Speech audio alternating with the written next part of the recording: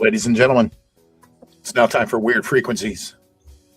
Broadcasting live from a cornfield, deep down in the earth under a cornfield, somewhere in south central Illinois, in a bunker. Ladies and gentlemen, it's Weird Frequencies. We're the show that asks what in the hell is going on in this world, basically. And we dive in there and we try to figure it out. And maybe we, talk about stuff that mainstream news doesn't. So I'm Rob, and let's go around the room and say hello, everybody. Sowie. Hello, everybody. Hello. Oh, that was pretty good. Hello. Hi, guys. Very nice. So tonight we have some special stuff in store for you. Tonight on the show, later on in the show, we are going to look at superheroes and superhero powers, and are we gaining these powers all of a sudden? We're going to talk about that. But first, Tyler has a big deep dive into Roswell, and he's going to take over, and he's been working on this investigation, and he's going to have correct dates and everything. Yes. Let me check. Let me make sure. Let me check. It's the correct date, I think. Great, Rob. Tyler's got a little heck on the internet about his dates that he mentioned in a video.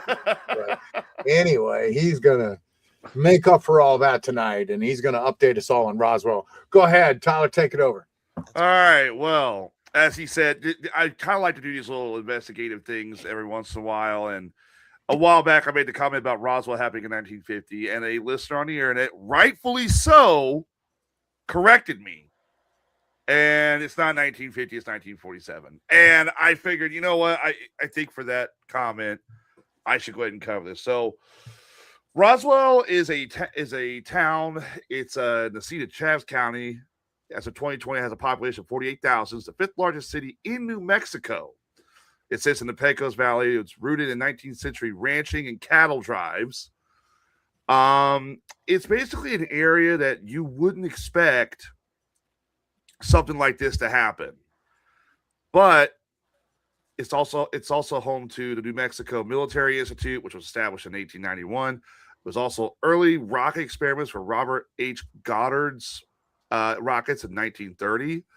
The Roswell Army Airfield hosted the 509th Bombardment Squadron, which is also the squadron that dropped atomic bombs on Hiroshima and Nagasaki in Japan during World War II.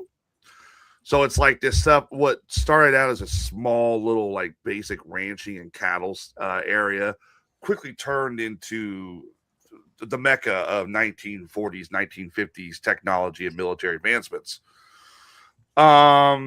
Today, Roswell sits as the hub as one of the biggest and most popular UFO incidents ever. In 1947, on June 14th, a rancher by the name of W.W. Mac Brazel, who has a property 75 miles northwest of Roswell, actually near Corona, reported that something had crashed into the desert. Brazel gathered unusual debris, foil-like material, rubber strips, sticks, paper, and lightweight material that he said wouldn't be burned or stay crumbled up, and reported it. Now, the night before, there was a incredibly powerful and severe thunderstorm, and Brazel believes that whatever the object was that crashed in Roswell may have been hit by lightning, and that's what caused it to crash. It wasn't until a little bit later where he found the initial crash itself. However, Brazel has never stated publicly how bad the crash is. Reports have varied that it was just a debris field, miles long. Some say there was a legitimate craft of some capacity with bodies littered around. But Brazel has been mostly quiet outside of, reporting it. And the reason for that is because he claimed that the government told him to keep quiet about it. he claimed the government told him, that he has to remain silent, that if he said anything, he would be, subject to criminal investigations and trial.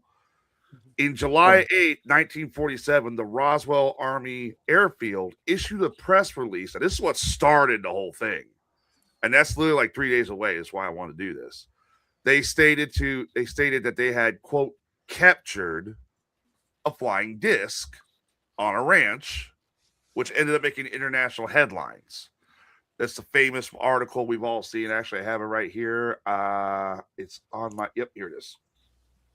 Make that a little bigger. Let's see. Roswell news. That's not the right one I want. I want this one.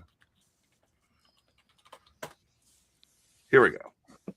Thought you had all this ready, Tyler. Well, I had it, but that's the one that redacts the whole claim, okay. So, but let me see here. I want that one there, damn it. Now bring me that one up. There you go. There it is.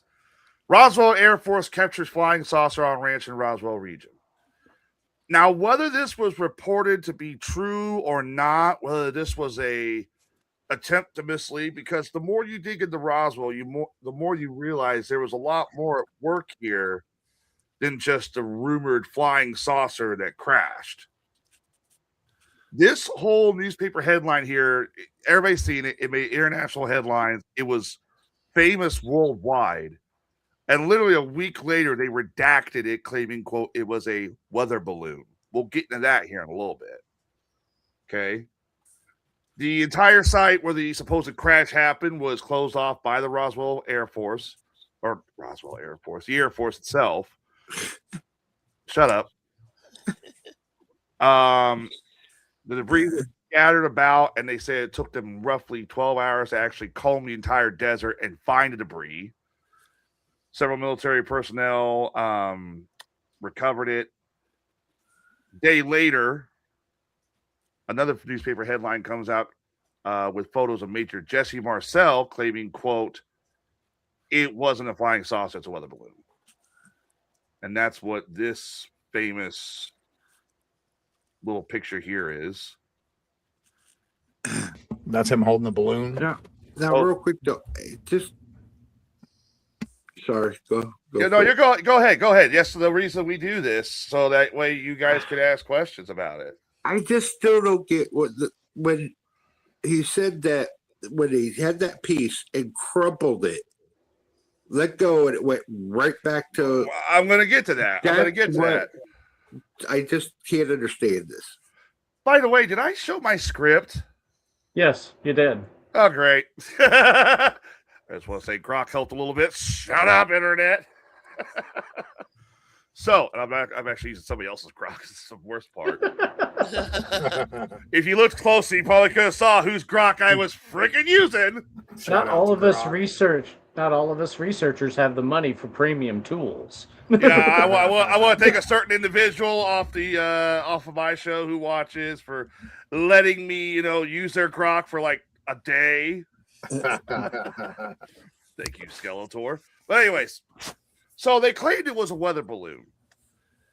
But a lot of eyewitnesses claimed that there were reports that what was pulled out of the desert off this ranch was not a weather balloon. The rancher himself took it to the grave, and he only told his granddaughter before his death, because whatever it was that the government said to him, whatever was said to Brazel was enough to scare the man half to death. On his deathbed, his granddaughter asked him, what actually did you see at Roswell? What was it? Was it the debris field? Was it a weather balloon? Brazel said there were bodies. That's all he said. People. Okay. Whether that is human or humanoid, yeah, remains a mystery, because Brazel unfortunately died shortly after revealing this to his granddaughter.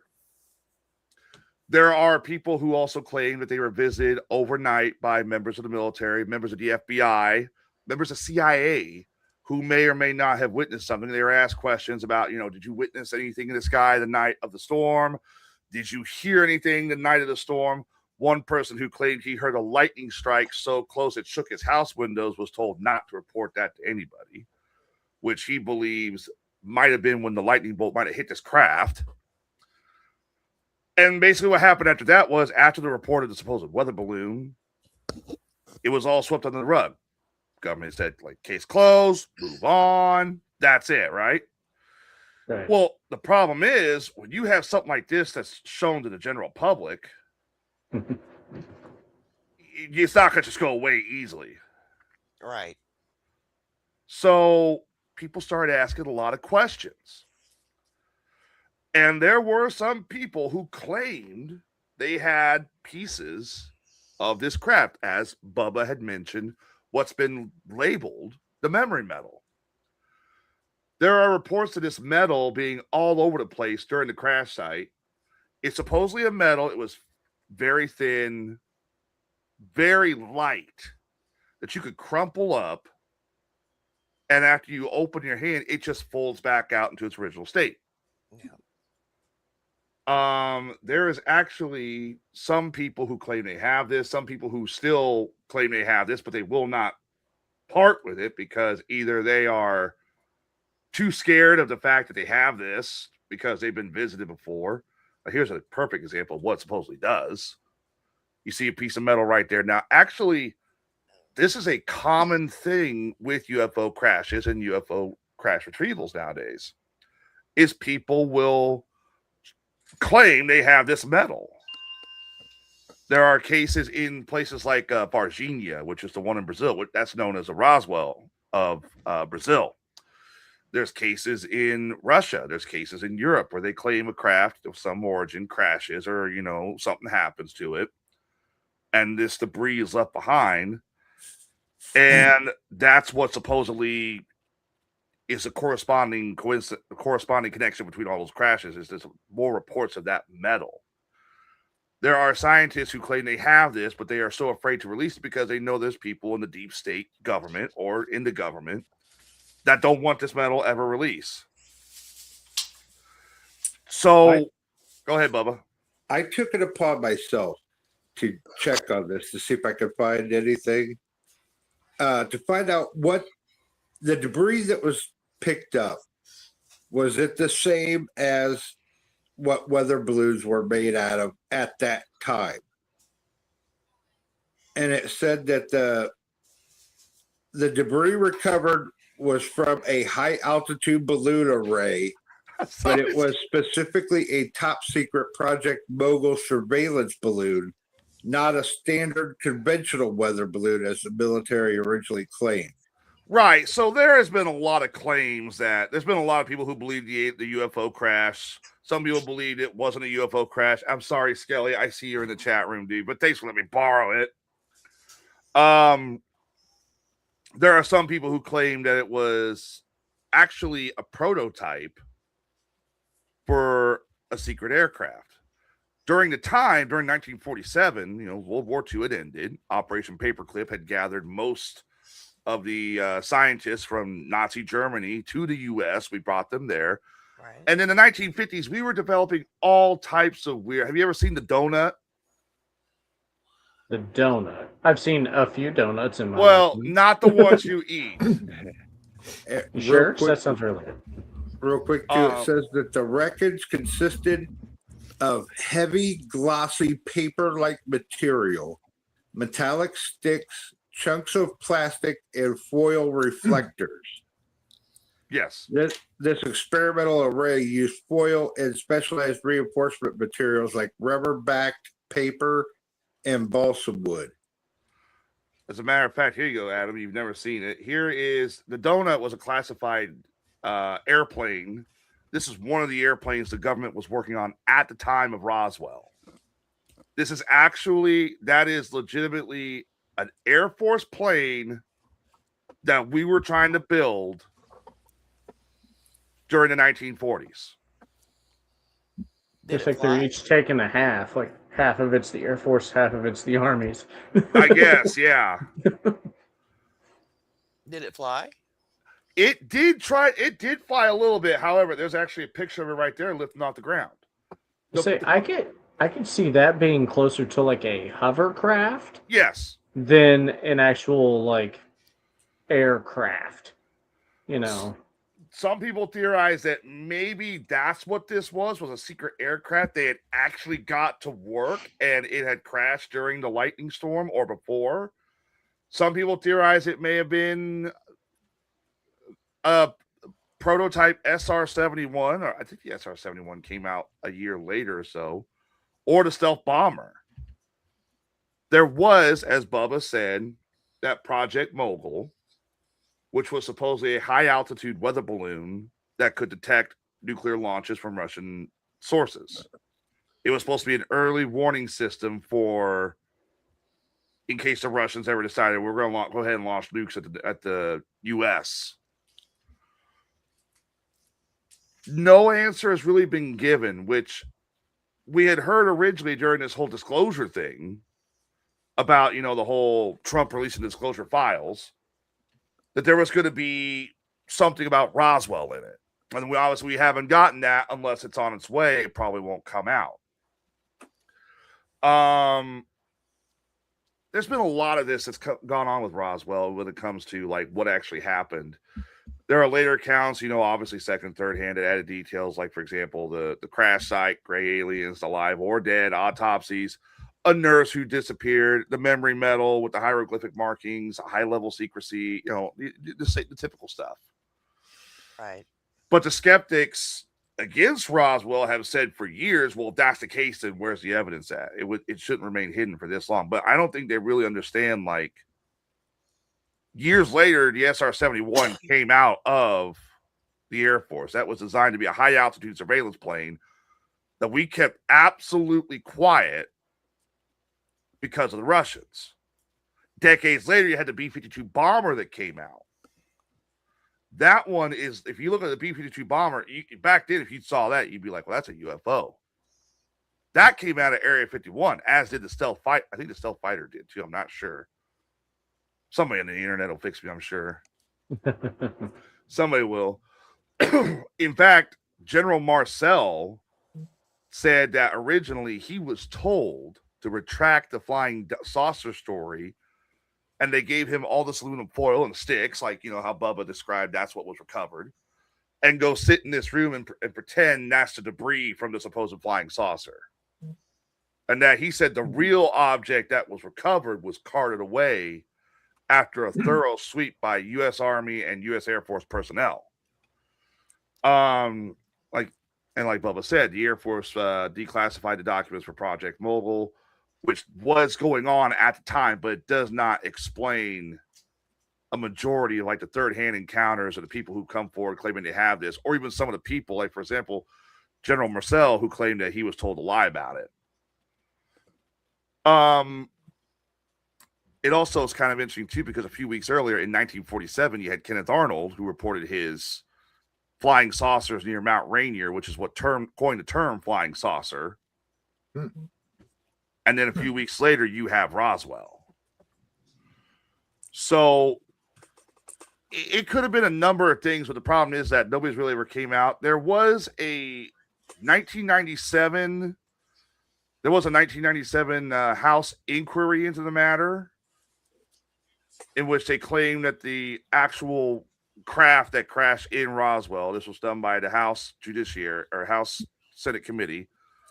They claimed that what it was in fact one of the weather balloons from Project Mogul.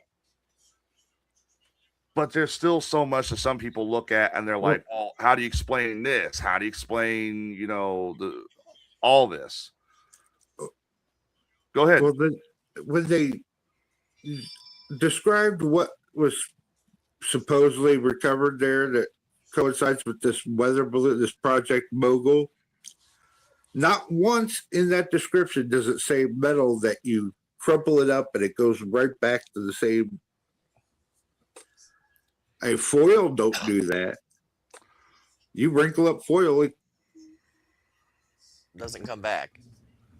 There was one person who came forward who literally, his testimony dumped gasoline on this, and it went from maybe it was just a secret craft, maybe it was experimental craft, and that's Glenn Dennis. Glenn Dennis was a mortician who claimed that he received calls from the base and actually was asked to come out to examine bodies. Yeah. He claimed the bodies were small, childlike, with large heads, and the military personnel was asking what was the best way to preserve these bodies for travel. He was also asked to commit to sit in on an autopsy, he and this nurse, and they supposedly saw the autopsy of one of these beings, and they said they are not at all human, and they weren't test dummies. Like, that was another question. Some people said, oh, thanks, Adam. Yep, no problem. If you want to see exactly what Project Mogul looked like. Hi, Virgil. Hey, Virgil. What's up, buddy? As they tried to portray it.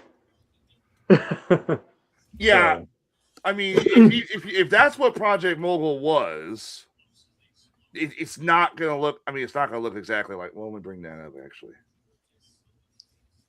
I don't know why it's doing it this way. There we go. Here's what supposedly Project Mogul looked like. It looked like basically just a kite, a metal aluminum kite, which does fit the description of what the Air Force put out was what crashed at Roswell. yeah. But there's so many people who also say that project was made up to cover up whatever had crashed at Roswell. Right. Yeah. That's what I'm thinking, because it's like I said, it doesn't explain the metal that you crumple up and it comes back. It just doesn't explain it for me.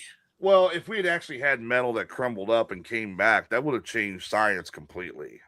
Yeah. I So, mean, that looks like someone was like, oh crap, we can't let them find out. Go back home, grab some stuff, and make something up. And it looks like aluminum foil on like old fence railings with a string with a little mylar balloon at the end. The only other thing that I could think of, okay, and I'm going to try to explain this. If you take aluminum foil, like I said, you crumple it up, it's going to stay a ball, right? Right. But now, you ever buy Pop-Tarts?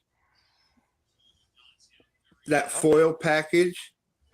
Yeah. Try Mylar? crumpling it up. It won't stay a ball. It kind of goes back, maybe not perfectly, but it does go back to its shape, and they consider that foil. It's just so thin. Okay. I don't know. What's your point? No, mess, Bubba. I have no idea what he's Well, getting at. maybe it's made out of a different kind Out of of foil, Pop-Tart labels? yeah, it's light. It's very, very light for one. Now, Tyler, I just sent you another picture. It actually kind of looks like what Bub is trying to describe here, just got you. in a massive, thing. It looks like they had used it in the desert. Like, I just sent it to you. Yeah. Like that emergency blanket stuff. Yeah, basically. Yeah. Anyway, Well, I've got Continue, Tyler. something here, something similar here. You guys know what mylar is, don't you? Yeah. Yeah. What they make the balloons out of. Mhm. I mean, I've got that right here, and I can crumple it up, and it'll come back. that was awesome. Mhm. Well, That looked the really cool thing on is camera. like, yes, that could explain the memory metal that's been described at other crash sites. But according to some of the people who've either had these materials or claim to have had them or do still have them, it's much different than any material we have. Like, you could tell there's a difference. I wonder what happened to Art Bell's pieces that he supposedly had. I was going to get to that. Art Bell supposedly received some. He never really said. Did he ever say where, Rob? Where he got them from? No, I don't know. I don't know the answer to that. I don't think he ever did. Some guy. I mean, If somebody met him and said, "I have pieces of this memory metal for you. I'd like to give it to you." And Virgil, to answer your question, why would they cover it up? If you look at what's going on now, the big argument with the whole disclosure thing is that there has been the big theory is there's been an arms race between multiple countries, the US, China, and Russia, all for alien technology. Whoever breaks the technology first is going to be the one that has Yeah. The keys to the kingdom. It's similar to the nuclear arms race of the 1940s, 50s, the Cold It's War. free energy too, Yeah. So Free whoever energy ends could up, come from it, and that would totally wreck like the whole oil and gas thing, right? right. So whoever ends up unlocking the secrets of, say, the memory metal or the propulsion system or the biology of these beings, you are going to have a huge advantage over the rest of the world. And you're going to keep that advantage for some time. And Skelly, I didn't show any of your images on it. You're the one who just, I'm never I'll call you later, jackass. I'll email you. So Art, go ahead, Rob. I mean, I don't know. No, go ahead. Okay. So the argument has been for a long time is that the government has hid Roswell because there was an alien spacecraft that crashed and it's technology they want to get behind. There's actually one more story that does lead back to Roswell. Does anybody know who Jackie Gleason is, the actor? Yeah. All right. Not personally, but yes, I have heard. Well, of Jackie Gleason. you know Jackie Gleason, Smokey the Bandit, the Honeymooners, all that One stuff. of these days, boy, I'll smack your mother right in the mouth or something like that. Oh, yeah. Yeah. He was Smokey and Smokey and the Bandit. Yeah. So Jackie Gleason was good friends with Richard Nixon. Right. President Richard Nixon. Yeah. Gleason would come over every once in a while. Gleason would come over every once in a while to the White House and have a few. Yeah. And he'd have some beers with Richard Nixon. Uh-huh. Like you do. Like you do. Yeah. You just go casually crack open a couple Budweisers with the president, Yeah. Elvis was like, I want you to make me a special marshal one. Give me a gun. That's exactly. I want a golden gun. He was like, get out of here, man. So I got to look this up a little more. I got to get the hospital name correct. Okay, I got it. One night, it's reported that Nixon and Gleason got so drunk, Nixon looked at Gleason and goes, do you want to see the Roswell crash? Huh. Gleason said yes. Oh, people, yeah. I'm sure he said it a little bit more colorfully than just, yeah. So they went, supposedly they took a small limousine, small special overnight drive, not anywhere out in New Mexico or the Southwest, but to Walter Reed Hospital, right there. And in a secret underground bunker, there was supposedly the bodies of the beings from Roswell, as well as pictures and photographs of the ship that had crashed at Roswell. I can understand the bodies being at a hospital. I mean, that kind of makes sense, but Put them in a morgue type of area. About a year later, Jackie Gleason built a special home out in Westchester, Pennsylvania. Yeah, it's cool looking too. He supposedly built it to match what he saw photos of the Roswell crash. That is Jackie Gleason's home. What? Yeah, It's a gravitron. He built his home to look like a UFO. Or Did he really? Yeah, that is Jackie Gleason's home, and it's for sale. I'm sorry, wild. that looks like a state fair gravitron to me. It does. And I it's used to really love nice that inside. ride. See how beautiful it is? That's wild. Mhm. Clip that. Yep. I loved that ride until I fucked up my back. Jackie Gleason's the mothership home asked for $5.5 million. So if you want to get a house, Rob, I'll throw in some money if you buy Jackie Gleason's UFO home. I'd totally live there, yeah. Yeah. Now, obviously, that's cool. it's also been added on to, but the shape is still the same. It's Weird Frequencies headquarters. That's all I'm saying. There's our bunker. Worldwide. That'd be like our Avengers mansion. Hell yeah. Yeah. What if there's a bunker underneath that house? There is. Mhm. There's some weird Yeah. bunkers under that place.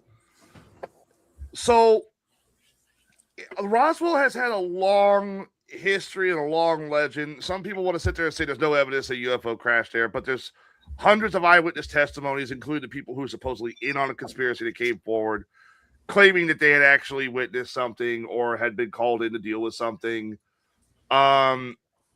there's even supposedly video in the 1990s. And I don't believe in this video. There's one video I'll sit there and say could be legitimate. 1990s was the big anniversary of Roswell. Every broadcast station was covering aliens, whether it's NBC, ABC. I think Sci-Fi Channel did a whole summer of aliens, and then they went back to Godzilla, like they are now. Yeah, like we are now. You had Independence Day was big in the theaters. You had Fire in the Sky. Supposedly, several videos leaked out during this time. One video, I'd have to say for another time, because I think that video might actually be legitimate. The other video supposedly shows the autopsy of one of the beings. I'm going to see if I can't find the original video itself, because every other site I look at, it's always got news clips or something like that. Or it's like, for example, it's Unsolved Mysteries, and I don't want to get, Robert Stack's ghost pissed off at us. Yeah. Some people have asked whether it's real or whether it's a hoax, because also back in the 90s, special effects was getting big. I mean, for God's sakes, you could have a dinosaur walk up and actually look legitimate. Let's see here. Everything I'm finding is a freaking replica of it. Let me see if this is it. Play this fucking stupid ass ad. All right, let me see here.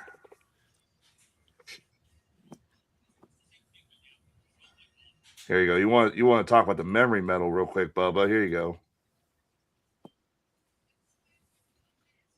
Memory metal. That's a good name for it. That's basically the name they're kind of giving it. Like memory foam, just less comfortable. Yeah. Let me know if you can hear it. On the floor of the kitchen.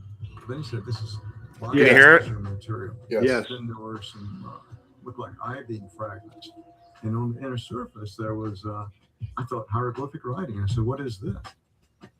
Marcel and his father had this piece of the debris recreated from memory so that they could show the world what they saw that night. On the inner Now, keep in mind, Marcel was the commanding officer who also released a statement claiming that it was a weather balloon, not a UFO. surface of this will be, you have the symbols. And the one that I recall as being most accurate is this one on the end, because I could tie it in with familiar objects such as a seal balancing a ball on its nose. The meaning of these symbols escapes my feeble mind there. Maybe bullet pins, still there. Question zero gravity or something like that. All right. Now here is a clip. I'm going to mute the audio on it, but here is a few clips of the supposed Roswell alien autopsy video. Why are we muting the audio? Because it's going to have people talking over it. And then we won't get strikes also. Yeah. Okay. I didn't know if it was something. Some of these, I wonder if it's real or not, man. Yeah. That's the Those big are- theory. That's the big theory about this. Those are So pretty legit looking. Even back They then. blurred out its crotch. There was no AI then, some of those videos when they look at their eyes real close and peel back the layers, it was either really good makeup or they, it could be fake, but it was really, really good. And now it's creepier because it's in black and white too. I think that makes here's sense. another thing too. There was a note that was supposedly once this video was given to somebody, it was released from an unknown source to, of all things, the History Channel. Now, the note, US government hasn't released any of these files. nothing like this. Nothing on Roswell. No Yeah, video. I mean, they nothing. did.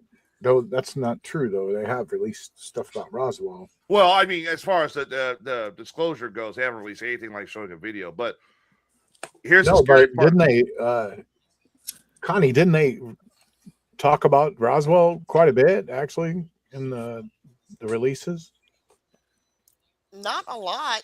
I mean, No. yeah, they do, but it's just the same renditions of repeat of what. I thought there was like some legit proof in there, like that it was, Here's they were admitting it was that it happened for the most part. I thought maybe not. So does that look real to you guys or not? Well, here's another thing too about this whole clip here. That's a good place to pause it. Yeah.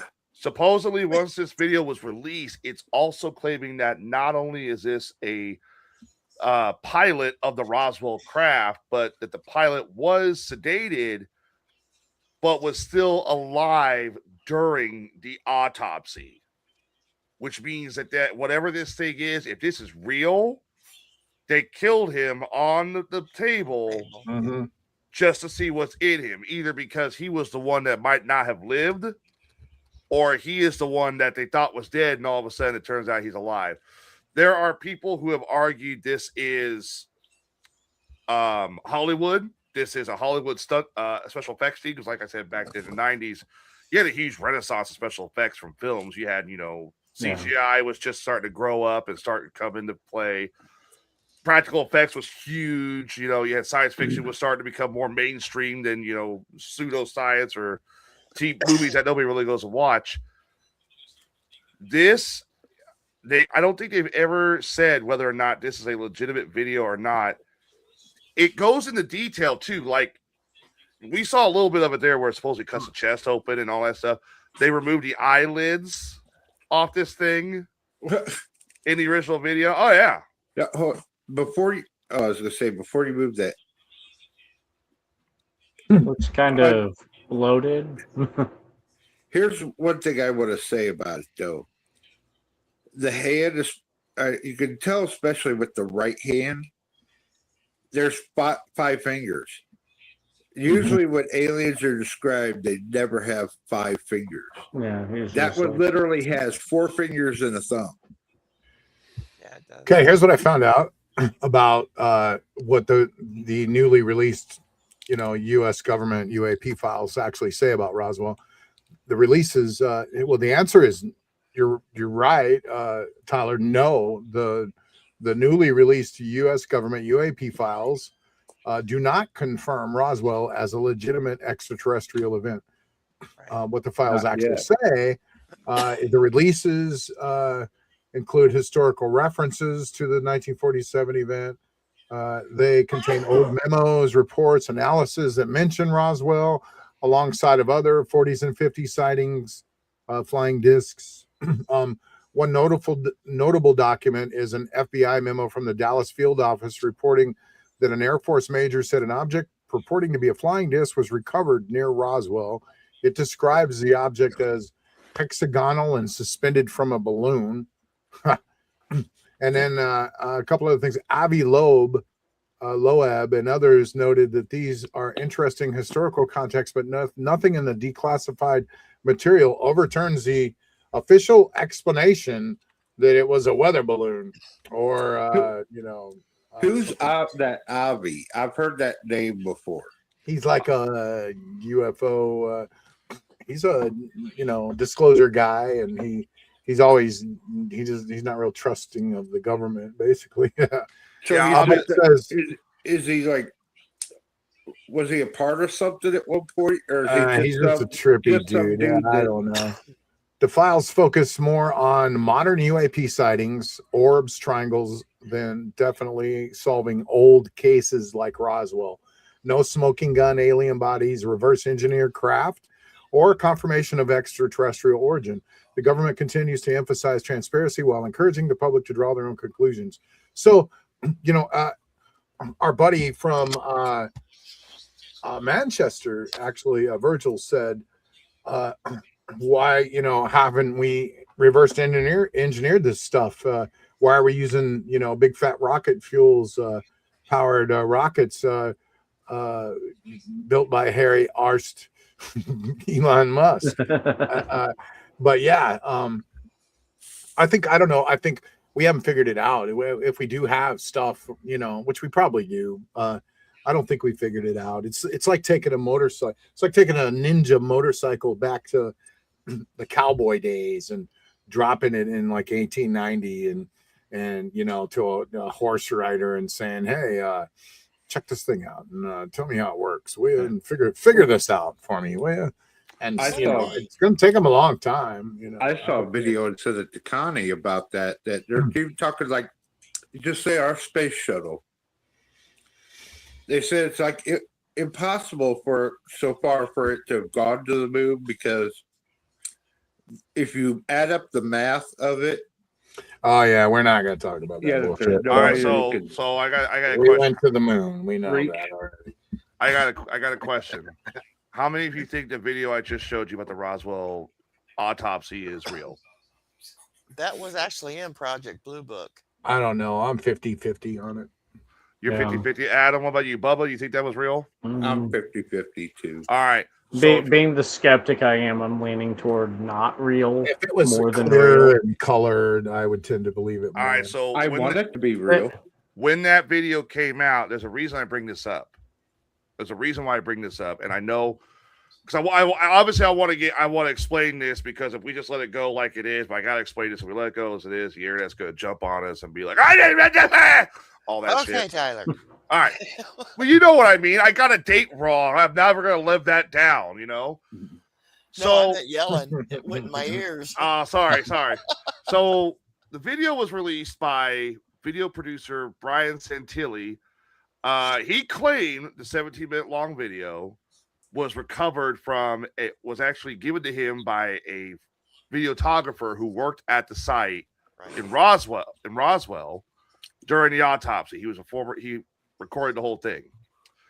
This went so big that even, like I said, Fox and NBC and all them hosted this video trying to explain how it's real, and they came with the conclusion it was real until it was discovered to be a hoax.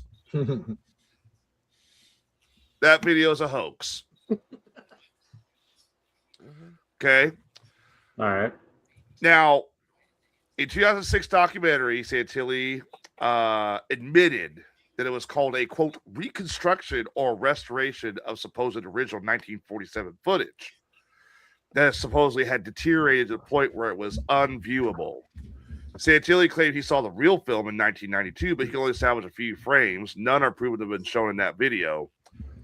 Other participants, including the effects artist, was John Humphreys or Spiros Malaris, claimed the hoax details are also that they were in on it too.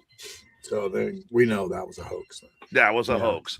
But the problem is like Connie said, there was supposedly a video in the Majestic Files in Project Blue Book that talked about an autopsy of some magnitude. Mhm. Everyone thought that was a smoking gun. That was it on Roswell. That wasn't. So whether there's a video still out there, which could come out with the Trump files, I doubt it at this point anymore. I doubt it. Yeah. There's supposedly a video out there supposedly showing one of the autopsies. But the reason I bring this up too is also because it adds some more confusion with Roswell. You have people who jump everywhere, and the Roswell case has become commercialized. You can make serious money off Roswell. Mhm. You can literally sit there. There are people that open Restaurants and stuff Rest- out there. UFO themed restaurants, UFO themed museums, and the world will eat it up no matter what. If you, for example, let's say this, I'll just use it for example. Let's say Rob claimed he was the one who did the autopsy on the alien. He's going to have news reporters come up to him wanting to know what's the details, what's your credentials, what was it like, that kind of thing. They won't even try to validate whether he's real or not until he gets caught, because that's money they can market. For example, NBC and Fox Television spent millions of dollars, and they got Jonathan Frakes to narrate the documentary on this autopsy. When it came out that this was fake, it was years later. They'd already had the money. They've already spent most of the money. They ain't losing money on that. That was like 10, 20 years ago. Right. And this is the problem I have with Roswell. I don't think an alien craft crashed in Roswell, personally. I don't think an alien craft crashed in Roswell. I'm actually going to be on the skeptical side of things. Wow. Do I believe? Yeah. Do I believe there are actual, crash sites and alien crashes that have happened? Yes, I do. Yeah. But I think that what happened at Roswell is farther from the truth than what we're seeing with the UFO side. And there's nothing that came out in the UAP reports about it. No. Well, I don't. If there are, it's my opinion that they wouldn't leak those until the end. If at They're all. going to give us the most lightweight BS reports that doesn't really confirm anything. Yep, there Because he they is. don't, at the risk of possibly sparking He's the faker. hysteria. That's the faker, and that is the actual prop that they used to supposedly. Ooh. Looks Yeah. like the belly's bigger than that. And Yeah, it's the- pregnant. The Like alien's look- pregnant, yeah. It looked too human-like to me, it's in the face. And then the fact that it had 4 fingers and a thumb. It's assholes like that to just mess everything all up for Yeah. real researchers. Yeah. In That's what I answering Virgil's question of why they don't have the technology out, they do have an excuse for that. It is if they show it, especially to the public, that, let's say the United States, we have this, Yeah. we have that.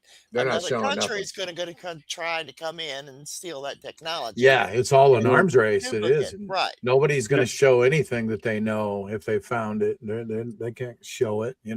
Supposedly, even our government, I mean, our armies are doing some pretty wild stuff out there. I mean, I don't know, like showing up with like lasers and things that just blow the whole area up, and The vibration device that they use in Venezuela to capacity. So, they don't want to.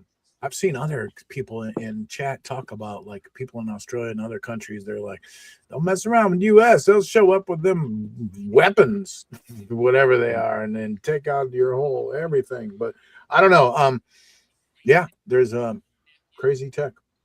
So going on. Here's what I think happened with the Roswell situation. Okay. And like some people said, for getting back on what Rob just said, became a big thing, a big like money maker almost, and just thing. So supposedly also fiber optics that we use for like computers and infrastructure supposedly came from Roswell's crash as well. But who knows? A lot of things, technology wise, happened right after that. Yep. This is why I think honestly happened with Roswell. We were at the very beginning of the Cold War. We had literally the Russians. We had just developed the world's most powerful weapon with atomic energy.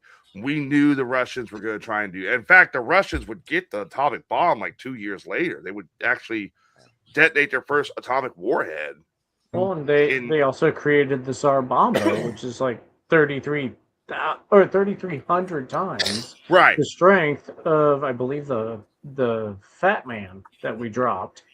The Tsar bomb is the world's most powerful nuclear weapon that's been ever deceived. Mm-hmm. It is the equivalent of 14 Hiroshima bombs. I personally think that Roswell was what some people have said. Do I think it was Project Mogul? No. Because Project Mogul, they supposedly claimed was designed. Supposedly they claimed the Russians were already testing the nuclear warheads during Roswell, that they'd already gotten the blueprints and everything and were already building their own nuclear warheads from 1947 when the Russians detonated their first bomb in 1949. So how would the U.S. know with Project Mogul that the Russians supposedly had a bomb? I think personally what it was Roswell was a spy situation where a secret government aircraft that they were building, because we were in the peak of the Cold War, everybody's hyping up, reinforcing their technology with all the stuff we got from Nazi Germany from World War II. And maybe a secret aircraft crash landed and the supposed bodies they saw weren't actual aliens, they were pilots. Right. Maybe, just in suit. Just in a suit, yeah. Yeah. Maybe they were disformed from the wreck. Yeah. That's an interesting take on it. Yeah. I mean what if it was done on purpose this way to make the Russians believe we had something there? So they focus their spy network on that place and not other places where we are actually doing the research and prototypes. And if we did do reverse engineering, another reason they're not going to bring it out is because if they do, then everybody, not only the United States, but everyone in the world, they would know that we were holding secrets, not telling it the whole time. But I mean, if you look at Project Mogul, for example, there's one thing I can say is that Project Mogul was invented to keep an eye to make sure that the Russians either weren't testing or preparing to launch experimental nuclear warheads. So America knew at that time that the Russians had nuclear technology and capabilities. You wouldn't want the general public to know about that because of the simple fact that that could escalate into either war or cause mass hysteria amongst the world, because you hear all the horror stories about what we did at Hiroshima and Nagasaki. Well, now picture that happening here in the U.S. That's always been the big fear about nuclear weapons. But I don't think that what crashed at Roswell was Project Mogul. I believe that what crashed, the SR-71 didn't come out to like 1964. What's not to say that they weren't testing prototypes at that time? Back then, we had small planes with, engines. We were still using gasoline-powered rotor planes. There's a specific term for it, but I can't remember what the hell the term was. What's not to say we weren't testing our brand new version of jet engines or something that would make current planes obsolete, and that's what crashed. Yeah. Because there's no secret, during the 40s and the 50s, the Russian KGB was embedded in the U.S. They were watching. They were trying to get to areas like Los Alamos and everything. What's not to say you have this object crash? And what do you want to say? Do you want to say it was an experimental jet? No, you want to try and mislead the public. Well, Kenneth Arnold claimed he saw 7 UFOs over Mount Rainier. Say it was a UFO story. That made the whole situation worse because now everybody thinks the U.S. has aliens. Okay, say it was a weather balloon. That'll cover it all up. Well, what if the memory metal was supposed to be a new sheet metal for aircraft that could kind of deform and then reform when hit by a bullet or something like that? Kind of like a liquid metal type substance, molecularly unstable. Yeah. Like a non-Newtonian fluid. It gets solid when there's pressure applied, but other than that, it looks like a liquid. I can hear like a voice in the room, like whenever no one's talking. Would it be quiet for a second? No, I don't hear it. It's the voice. It's the ghost of Roswell. Never mind. Go ahead. But that's my take. I could be wrong.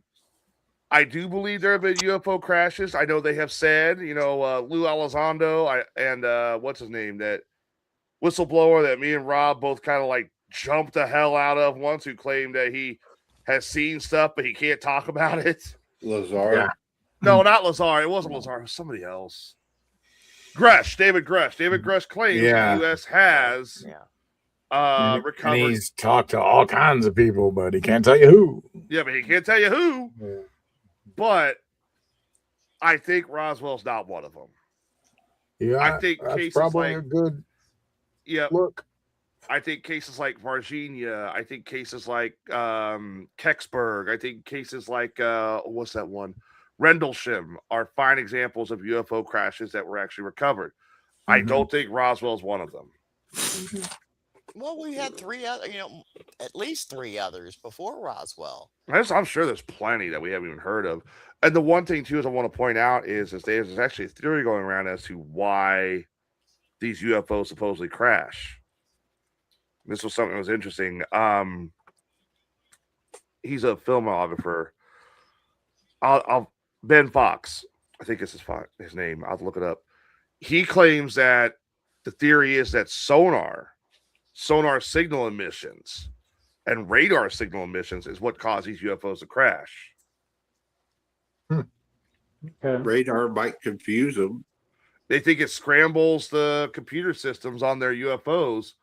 James Fox, that's who it is. He's a filmmaker. James Fox thinks it could be that radar or sonar signals kept bouncing off these things is what confuses the machines inside their saucers, and that's what causes them to crash. It's definitely plausible.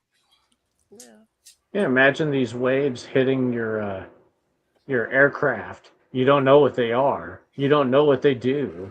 and they're bouncing off of your aircraft. Yeah. But you Cause also of notice panic. it seems like all reported UFO crashes are never in like a major city, like the middle of Chicago or New York City or something. It's always out in the middle of nowhere. Well, yeah. What you just said sounds like a good guess, Tyler. Could be. You wouldn't want to crash an aircraft around people you're trying to hide it from. No, I'm just saying, but you think of it like a regular airplane. You know, you can't always pick and choose where you crash. You know. Yeah. Well, you figure if you're gonna travel halfway across the universe in your intergalactic Tesla, your craft would be not have any problems. That's like, well, I call it a Tesla because literally you hear about these Cybertrucks and these Tesla cars always having some kind of catastrophic problem after a few miles. You fly your spaceship across, space to Earth. Let's go visit the monkeys, see what they're up to. All of a sudden, you're now a permanent residence because your spaceship ran into freaking sonar emissions. It's like, that seems like it'd be a design flaw, but it would help attest to a lot of the theories about how these crashes seem to always happen either near or around military installations. Makes sense. Yeah. Could be. Like I said, it's never in the middle of a big city or like, not that I want that to happen, but it just. Yeah, you do, Bubba. Can you imagine they crash landed in a big city? Bubba We're just here for the Knicks celebration. What happened? They crashed into UFO in downtown Springfield. Mm-hmm. So what do you guys think about Roswell? What do you guys think it was? I agree with you. I think you're right. I think it's not a lot of proof. No. There are a lot of restaurants and a lot of little stores that sell trinkets, but not a lot of proof. I think it's turned into that, a big trinket store. Not a lot of proof either way on it, though, necessarily. We weren't there. We didn't see the materials. We didn't see the aliens. We didn't, Yeah, I'm a pictures guy, show me pictures and video and pictures or it didn't happen. Yeah. Well, it's also back during a time where you didn't have that conveniently. Adam, what do you guys think? Yeah. You and Connie. I just think, how are we going to prove it? If we show even right now the same thing, how are you going to prove it without with all the fakers out there? Yeah, unless they release finally information, the government does and releases information about it. Right now, they're just slow dripping us, though. Right. But like Rob always says, with AI, you can't even believe pictures and video now. So Well, you couldn't believe picture and video back then either because, like I said, they spent millions of dollars marketing that. Yeah, they tricked everybody. And then it turned out it was. I even showed it to you guys, know it was fake to see what you guys thought, and they're like, you guys were all like, we were all like, damn, that shit could be real. And then you're totally 50-50, guess what? Still fake. today. Sorry, guys. So, that was a very good test of just, how you can be faked and how, how easy it is. Although it probably cost those guys thousands of dollars to put that together, but they also probably made a lot of money when they made the documentary. They knew what they were doing.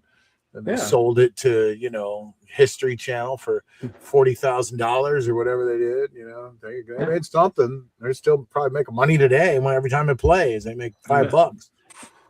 But the video in Project Blue Book, the video that supposedly existed, and the guy was going to release it, and they got down on him because he had been basically paid off to not say anything. What do they call that? An NDA? Yeah, non-disclosure agreement. Right, and he wanted more money. There is one video I'd like to show at a later date. Mm-hmm. I think could be legitimate. Unless you guys want me to go ahead and show it now, but yeah, let's see it. Yeah, if you weren't willing What to do you- show it what do you now, mean, you shouldn't of- have brought it up. Yeah, you can't do that to us. Of Roswell, you mean, or what? It's not of Roswell. Oh, it okay. came Just out 2 years later, but the thing is that the timing is really fucking. It come out around the same time as I suppose with Roswell autopsy. Cool. By the Yeah, way, that's before we continue, I want to point out I'm sharing a show. It's too damn early. How does Menards have Halloween shit? Oh yeah. The beginning of Hollow Thanksmas. Summerween. Hollow Thank Christmas. Yep. Let's see Yep, here. Hollow Summer Thanksmas. Let's see. Summer Weena Christmas of thanks. Easter. My favorite time of year, though. I love Halloween. We were talking how Summerween is an actual thing now. You're a ween. Let's see here. There you are. You're a Halloween. Victor. We want Victor. That's what it's called. All right. So there is a video that came out in the 90s, 97. Back in 97, again, we're still going through the whole alien, the whole alien renaissance type deal. There was a video that came out from an unknown source claiming himself to be Victor. Now, Victor's never been verified to be real or not. It's a pseudonym. His name and his hidden was, is never verified. His name has been, and his actual voice has been altered and hidden. But he claimed he brought a video with him from Area 51 that shows an interview with a being. And the weird thing about this video is people have actually looked at it and they've tried to analyze it.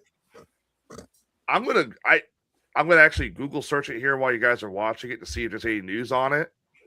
But last I checked, this is still being talked about today. During the whole UAP commission they did last year, they brought up this video and said, "Is that what we're seeing here?" And David Gresh said, "I can't confirm nor deny that's what it is." David Gresh? That's the guy who supposedly, that's the whistleblower we supposedly jumped. Not Koresh, but Grish. I had to clear my voice. Sorry. Yeah. Grash, Bubba. Pay attention, Bubba. I was, but it sure sounded like it said Koresh to me. I'm like, right, what? So here Is that your phone playing in the background? Not mine. Once I show it, you guys are probably going to recognize it. So what you have here is supposedly an alien having a conversation. Yeah, this one's wild. This one looks pretty legit, but it's probably fake. All right, you're gonna tell us it's fake when we're done, right? I'm going to look it up and Google it right now. Yeah, this one's scary as hell. It does. This one is kind of. Why the terrible lighting though, like a horror movie? Light that thing up. Oh, maybe it hurts his eyes. You got some kind of light in here. Could they put like 4 or 5 of those? Some people claim that what you're seeing there is actually an animatronic puppet. Oh yeah, it's looking. Where's the rest of his body? Yeah, because he's sitting in the darkness. Because supposedly, according to Victor in the video, these guys come from an area that's very dark, and sunlight is bad for them. Also, they claim the room has to be sanitized because they are allergic to fungal infections. Mm-hmm. So a fungus, like for example, mold, or they are very susceptible to. And supposedly, this being here, you'll see it here in a little bit. He has trouble breathing in the atmosphere. He coughs. He starts coughing here, and he starts like choking. Yeah. Mm-hmm. And then the doctors come in. Yeah, and you see this little green light here, supposedly a special device they have that allows him to communicate telepathically with the interviewer. See here, he's starting to choke. He's starting to have, struggle. He's struggling breathing. That's a weird direction to curl your head. Was there no audio to this, or there is audio to it, but it's just here. I think it's foreign, ain't it? I don't think it is. See, you guys, he's got his mouth open now, which is interesting because the mouth wasn't open a minute ago. So you can see he's having trouble breathing with something. He's coughing on something. You see, now half of his face is covered by something. Yeah, that's one of the big detractors of this. Here's the medical staff. Yeah. he Now, like see- laying on a table, or? I'm gonna pause it here Like- real quick. Because like right there, he like, yeah, you're missing like half his face. You know, his jaw's now gone. Wait till you see the medical staff do it. I gotta pause it. There's a spot that showed his whole body. Right there. Mm-hmm. You see it for just a quick second, but you see like boom. Looks like he reached up. Yeah, looks like its arm is reaching up. Yeah. Yeah. Like his arm is reaching up, like he's reaching up to the medical guy there. Yeah. And here supposedly they say that the being does unfortunately pass away. There you can see more of the lower torso. Supposedly they're checking the mouth, they're checking to try and clear the obstruction in his mouth. So this video has been proven to be fake. What? Yeah. That's I not wasn't what I sure about got. That's not what I got. They came forward. Boss Did he says it's really? fake. It must be fake. Hold on. Alien interview. Popular 1997 leaked UFO video, often called the Victor footage. Yeah. Uh, Widely considered a hoax or well-crafted mockumentary rather than Yeah. authentic footage of an extraterrestrial. The yeah, video is investigators have found this generally regarded footage to be a puppet or practical fabricated. effects. We still don't know though. Using What if props. somebody said, "Hey, you're going to say this is a hoax, or we're going to kill you"? Well, so far they're saying it was a fake. Well, So, okay, so I was going to sit there and tell you that, yes. You never know, though. They want us to think it's fake. That's another But thing. here's the thing. It looked pretty damn fake. Here's the thing, because I think that might be real. I think Jim Henson could have done a way fucking better job. than Oh, that. yeah, the alien's going to sit there and say, "Hi-ho, I am Victor the alien. How are you?" I mean, I don't know. And, That was terrible. Yeah, I mean, it appears that Didn't the look real at alien is all. laying on its belly, And it's and like, then you when they can't come see in, you can't see its body because it doesn't have a body because it's a robot. It actually, there is a Well, few no. frames you have to freeze it. Oh, There's a few really? frames Yeah. You can see the Mm. body, yeah. Oh, Yeah, okay. when it shows its body, it's like its upper shoulders, and it Yeah. has like a clear clavicle or collarbone, Well, and anyway, clear defined shoulders. this one So it in makes- particular, they came out and said it was fabricated Well- media created using props and digital audio manipulation. But Now, they're what about not. this one? I about just I this one, want it dude? to be real. I know that. I want What it about to be this? This fucking Have you ever heard of Skinny freaking Bob? scary one right here. You guys Skinny have probably Bob is seen another this one, one haven't from you? I think KGB Russia or something like that. So They had they're it. saying that one. I've always thought that one was legitimate. This one's scary as shit. Yes, this one is because he talks. Okay, yesterday you told us you traveled, and I quote, thousands of light years to get here. Chris, Man, tell us the truth, or the word. this one is pretty real looking. I don't know.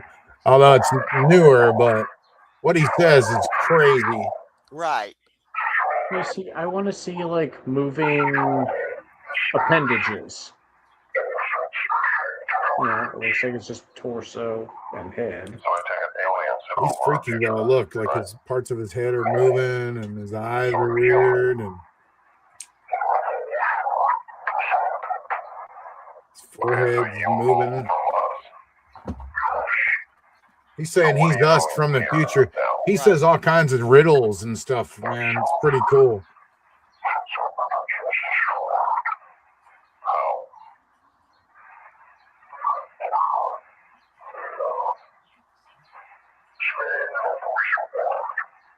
Anyway, I'll put up this link in the chat room. You guys can check it out. I thought that was a pretty freaking wild one. So I got bad news for you guys.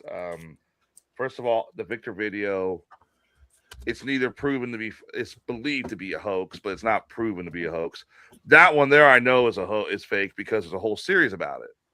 Yeah, It's a there's like CG, 4 it's a parts. CGI. However, here's the scary part. Rob says when they say some trippy shit, That video is from like 2013, 2014. Uh-huh. The being in that video claims his people were destroyed. They're from the future. They're humans from the future. They were destroyed by political dogma and religious dogma. Yeah. What in the hell's going on in the world right now? Right. Yeah. That's It's actually always where I been got going the on. term. That's actually where I got the term political dogma, because it greatly. Yeah, that's wild. Yeah, I mean, it's fake. Yes, it's sad that video there, the CGI thing is fake. The third one, the Rob show, sorry. But the fact that they went that deep into detail Right. to predict what we have is fucking, that's terrifying, in my opinion. Yeah, Well, it's always been there. It's just now we're starting to pay attention. Yeah. You guys ever see, I know what else, you know what, I can't. We're getting off subject. Rob has superheroes coming up. He wants to talk about that, I'm sure. I know what I'm going to show you guys next time I'm on. Okay. I wrote in chat. I posted that video, but I also wrote that video is fake, by the way. It's CGI, sorry. Because he did a whole series, and at first everybody thought the first video was like, that's cool, it's real. Then the second video came out, and it's like, okay, that's fake. I said CGI, sorry. Sorry to bust your bubble, Rob. Well, you busted my bubble, so it's totally fair. But no, yeah, that's why we're here. Yep. there is a video game from 2001 that basically predicted everything we're going through right now. Yeah, what is it? Metal Gear Solid 2: Sons of Liberty. Yeah. There is, I can pull it up, but I don't know if we'll get copyright claim because it would be the whole clip. But it is, hang on a minute, I'll just find it. Hang on.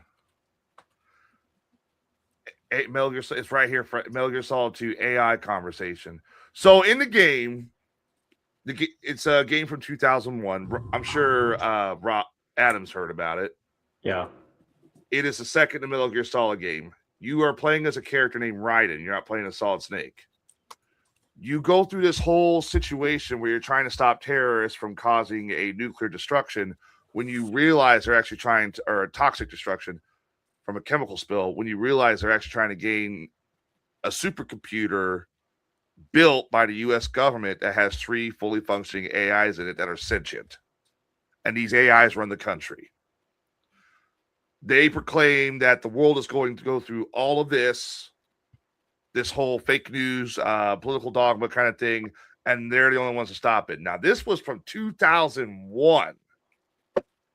And literally, it was 20 years later, that whole video, people started going back and listening to it, and they're like, holy shit, that predicted everything. Huh. I could play, I think that's be something we should wait and play on another episode. Okay. You can put the link up in the chat for everybody. If they want to watch it. I have it right here. He actually has the main character. I could play it, but I know you want to get to your superheroes. Yeah, I think I think that might get us a copyright strike. It might, yeah. So I just post a link. I could read the transcript probably on next time. Yeah, that you could probably get away with. But actually playing it, I think we're going to get hit. Because Metal Gear is still a wildly popular game. even though they no longer have Hideo Kojima. But they're still going to want, they'd want Have you their ever money. played Metal Gear? It is called the most profound moment in gaming history. That's wild. Now? I know a thing or two about some Metal Gear. Okay. What are we talking? Like Metal Gear Solid 1, 2, 3, 2 Sons of Liberty. 5. No, it was more like the storyline. Metal Gear 2 Okay, Sons of Liberty. we'll get into that after the show. But that's what they're discussing now. That it's kind of like predicting what we're going through. I'll have to go through them. Hold on. Nostradamus. There you go. That's all I got on Roswell. I'm done. Okay. And I Very want to good. put out. I want to put out a disclosure, Skelly. I did not show your fucking porn, but you need. Very cool. I'm never borrowing that man's grok ever again. I know. Oh my god. I asked him, I was like, dude, I don't have a subscription to grok and I kind of need help finding. Can you help me out here?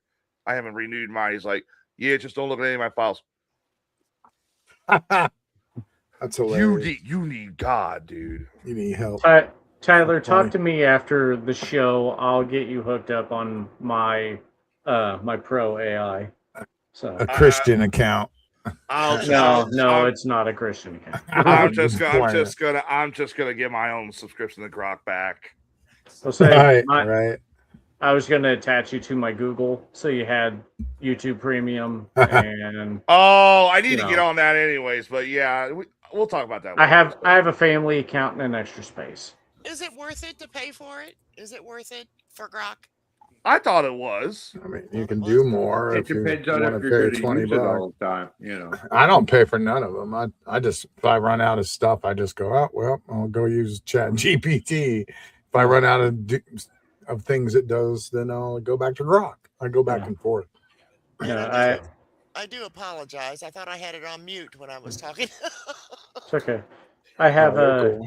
I have Gemini AI Pro, which gives you access to all the fun stuff that you can do off to the side. Uh-huh. So I have no problem that's sharing cool. it if Tyler wants to use it. You guys are becoming quite the AI geeks since the show started. You guys are like, when it first came out, you guys were like stupid AI. Now Thanks, you're all Rob. like, I've got 17 apps now that do this and that. Really? That's cool though. You guys used to make fun of me, Rob, and his stupid AI. When it first came around. He's not wrong either. You got Tyler using it to make all. You can't help but use it. Make all our intros and outros. It's like, what AI are we interviewing tonight, Rob? Right. I think it's fun. I really like to be able to ask the questions and try to trick it, you know? See how it stumbles through right. You know, weird questions. I think it's fun. Yeah. Let's see. Sorry, I lost my segments here. So, all right. What can you tell us about possible superpowers? Superpowers. So, well, tonight we're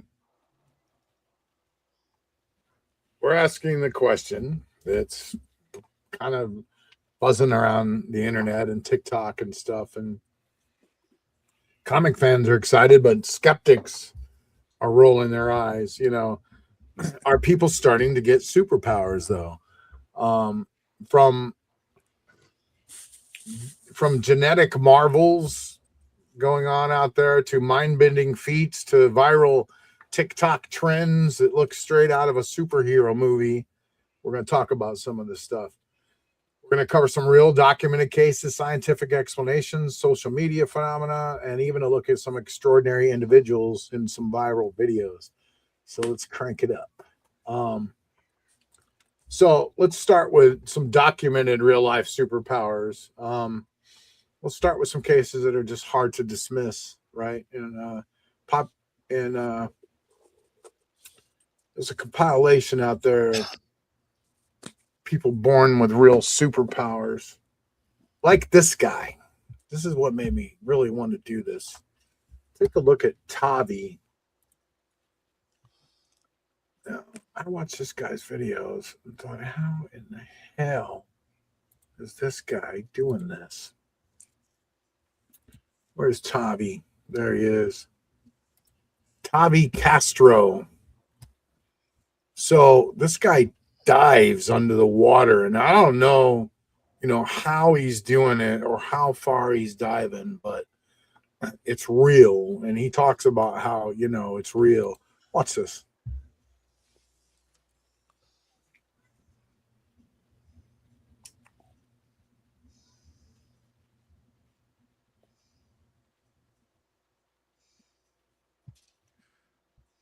Is there audio? Yeah. Well, okay. That was weird. Oh, he just dropped off there. Look at this. Anyone else hoping for a superhero landing there? I think he tried to do one there. Where's he supposed to be? I've actually seen that. That's a hotel in Dubai, I believe, that you can actually swim down and. Really? Yeah. Look at the depths he's dropped. He's insane. This guy's crazy. I mean, what's he doing? Like, how's he gonna get out of there and live? How's he not exploding? Well, how is he dropping so quickly without? He's got this really incredible control over his body,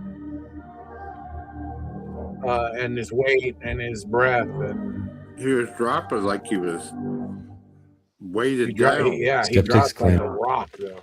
I just want to point out. Skeptics. Skeptics claim my viral stunts are fake or AI, claiming it's impossible what I do. The reality is a mix of high-level athleticism, breathwork, and specialized tech. Okay. It all starts with physics and the world's deepest pool, the sunken city of Deep Dive Dubai, That's the hotel. 60 yeah. meters underwater. Okay.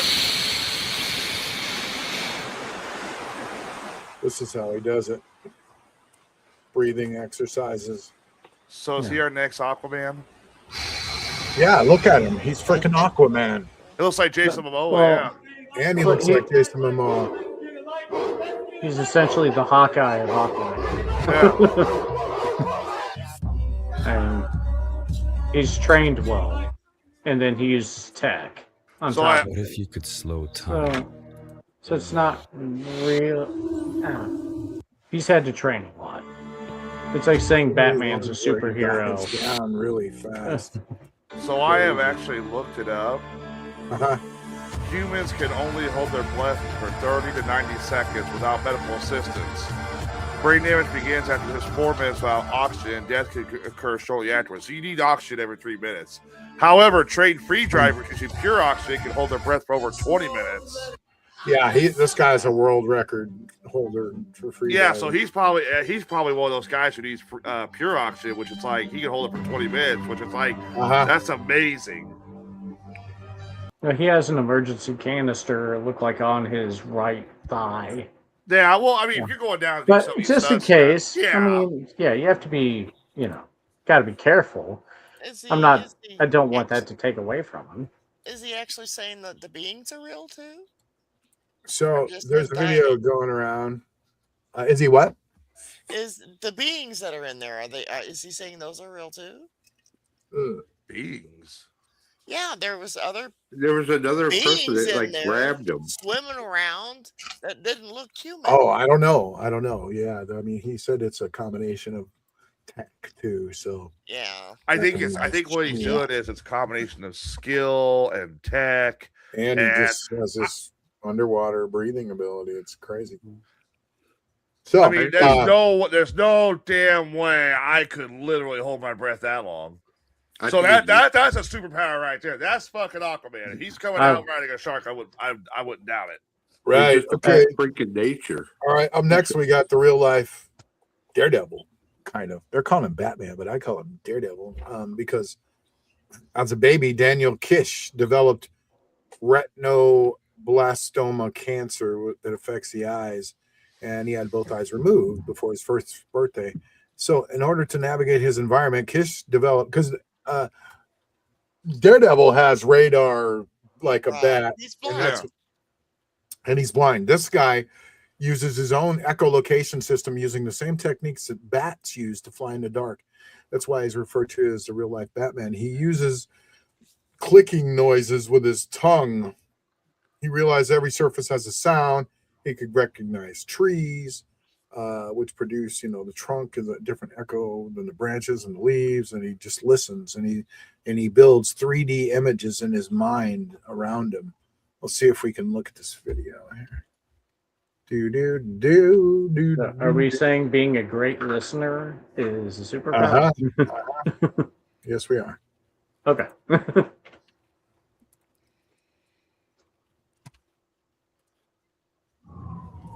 Yeah, way too small. It's going to be. They call me the real life Batman. My claim to fame is that I click.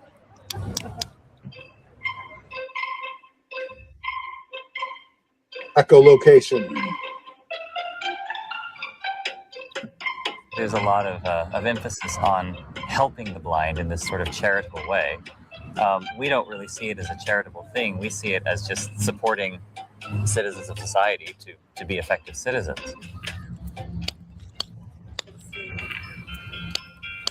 Our emphasis is in how the blind can help the world. So blind people who are able to step up to the plate, Dude's gonna ride a bike. choose how and what to achieve. They've developed What the hell? themselves into something, and they've developed the world around them. Is this into family something. okay with this? Like, And go that ahead, Daniel. You're cool. That is applicable to everyone.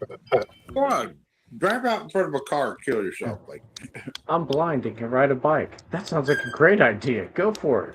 Insert sarcasm here. He's clicking. There you go. He's clicking his way down the road, ladies and gentlemen. Well, now, what's the range of his clicks? Like, how far would it work to help him? Oh, no. Well, they do say that, your other senses do heighten, Yeah. but I don't know how much. Yeah. So there's That one I've seen before. That one's pretty cool. Mr. Freeze. Mr. Freeze, yeah. Oh, I've seen him. Yeah. You gotta play Wim this. Hof. Yeah, he discovered his superpowers by accident when he was 17. He was walking along the frozen canal. He fell in. He felt the urge to jump in. No. So when he did, he soon discovered his superhuman ability to withstand the cold. He has 26 world records. He tried to climb Mount Everest in a pair of shorts. I thought I had some stuff about him. Hold on. Oh, yeah, here we go.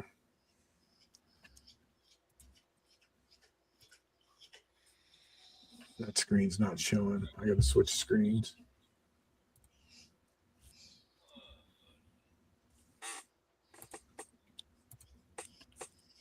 Sorry. This guy. Mutants walking among us. Humans whose biology rewrote the rules of what's possible. It's an interesting video. Number 9, Wim Hof. Dutchman. Wim Hof can swim under ice, run marathons in the Arctic, and control his body temperature at will.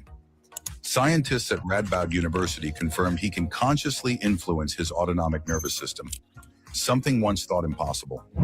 Hof's blood chemistry changes when he meditates, preventing hypothermia and even suppressing inflammation. Number 8, Daniel Tammet. Born with savant syndrome and synesthesia. So, yeah, that's pretty wild.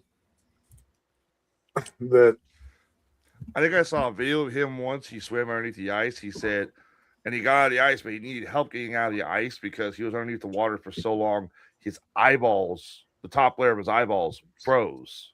Oh. And he said that's natural. That always happens to me. But think about that. That's your eyeballs freezing, and you're just fine. So bro, I get cold at like 40 degrees. I have a blanket here.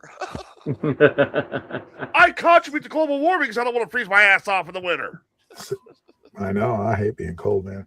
Wim Hof, though, that's the Dutch Iceman. Swims under ice, runs Arctic marathons, controls his body temperature and immune system through specialized breathing.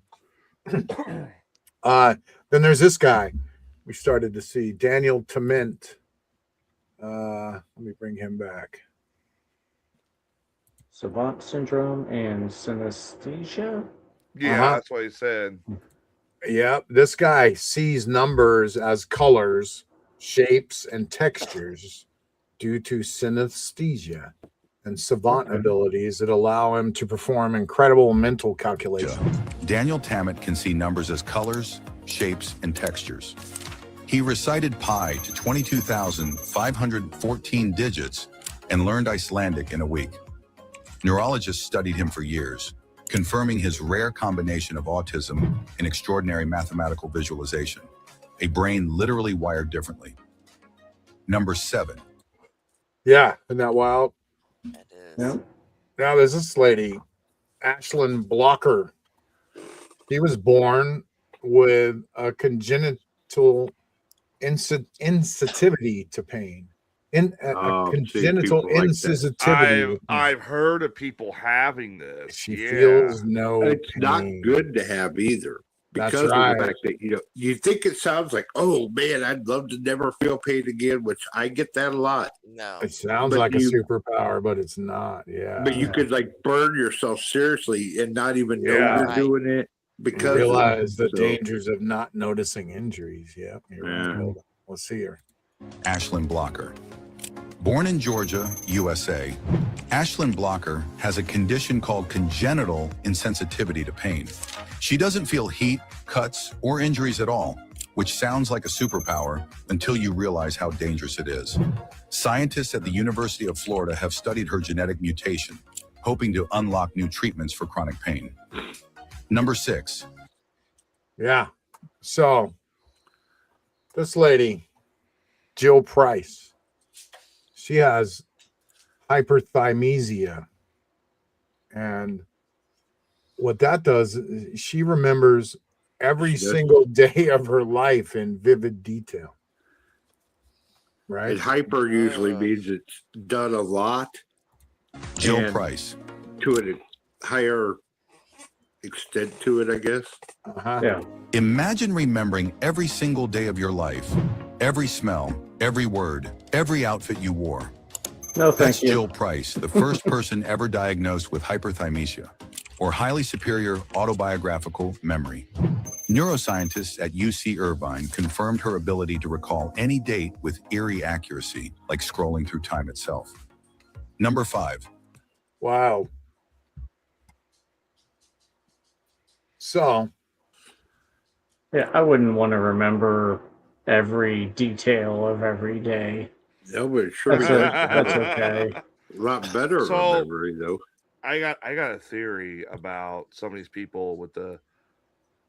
Is this people accessing more potential of their brains because they say humans only use 10%? Are they, for people like Natasha here, is she accessing maybe an additional percentage? Yeah. No, humans use more than 10% of their brain. They just don't use it all at the same time. You use 100% of your brain. Just not all. I thought that they said like he was only used 10% at one point. I thought Most of it's used just to keep running your body without you thinking about it. Well, apparently I wasn't using 10% of my brain right there, I guess. So this guy can the world's fastest modern samurai. Can you guys see the screen? Yeah. Okay. Good. Yeah. Good. Oh, I want to see. Oh, I think I remember this one. Yeah, Bruce So- Lee 2.0. He slices Not bullets in thin air. Right. Yeah. Normal person would have Bullets. no chance of seeing the pellet. So we're using a slow motion camera to slow the action down by 250 times. And helping me is Dr. Ramani Durvasula. Okay, we're ready, Kay. Kay is going to fire the pellet at Mati-san from a distance of 70 feet. Okay, so it's just a BB gun. Yeah.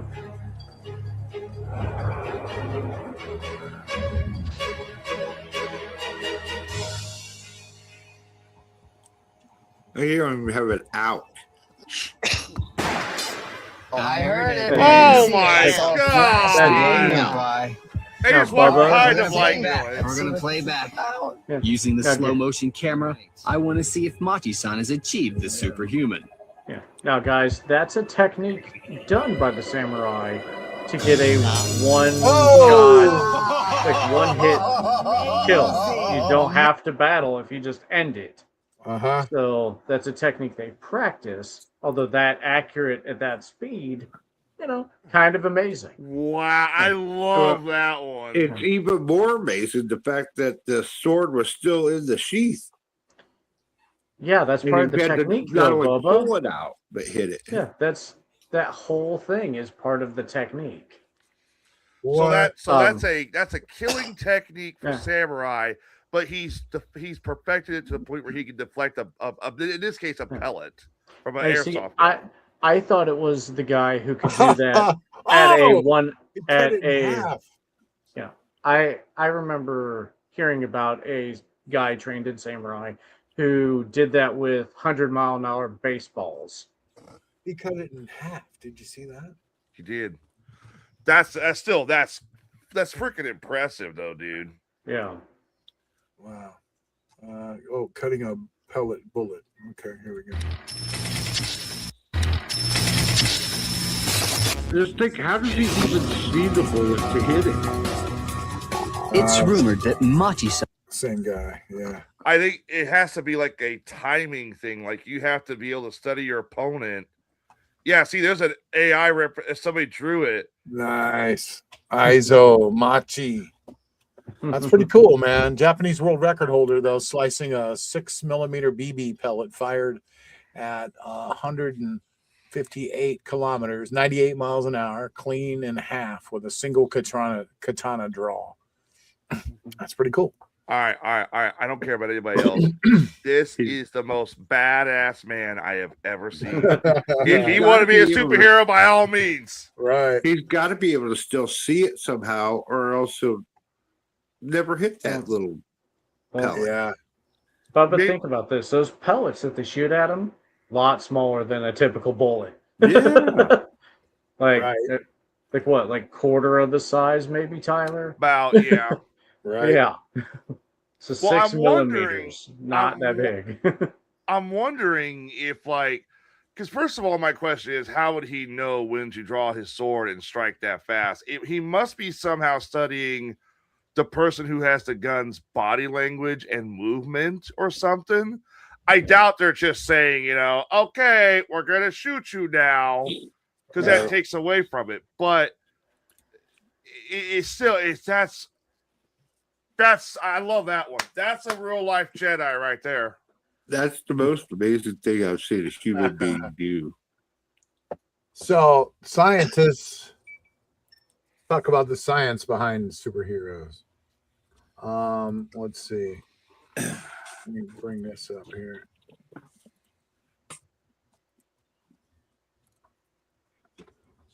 So scientists explain most of these things through genetics, training, and neuroplasticity. Mutations can create, though, advantages like the Sherpas, these people right here. They have efficient oxygen use and denser bones than certain families. Brains can also rewire as an echolocation. The central governor theory suggests we normally hold back full strength to avoid injury, and then crisis can unlock it. Like those people that have like superpower, when someone's trapped under a car and all of a sudden, you have the super strength to lift the car up and help somebody. That's happened. I say, isn't that usually akin to like a mom doing that to save her kid? Right. Or something like that? Yeah. So these guys, the Sherpas, they're an ethnic group from the mountain regions of Nepal and Tibetan. They have a genetic code that means they're very different at generating energy. When there's a lack of oxygen in the body, they're able to, to live at high altitude with no consequences to their health, basically. Their body's just adapted to it. And they found that they have higher levels of nitric oxide, which is a chemical that opens up blood vessels and keeps it flowing. It may be likely this group has evolved to adapt to this extreme environment, which means their bodies are more efficient at producing energy than those that don't live in these kind of surroundings.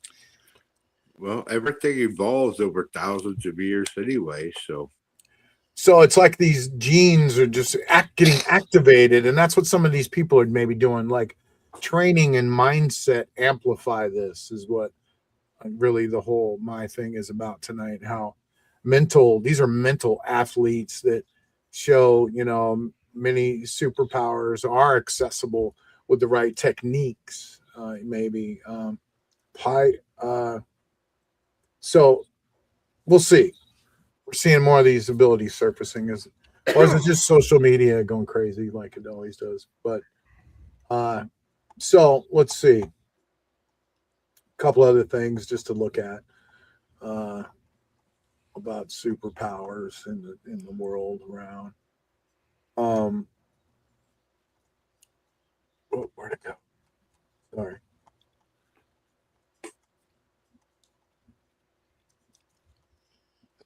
Yeah.